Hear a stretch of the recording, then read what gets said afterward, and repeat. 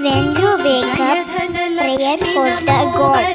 That will be very nice. Please like, share, subscribe. I tell my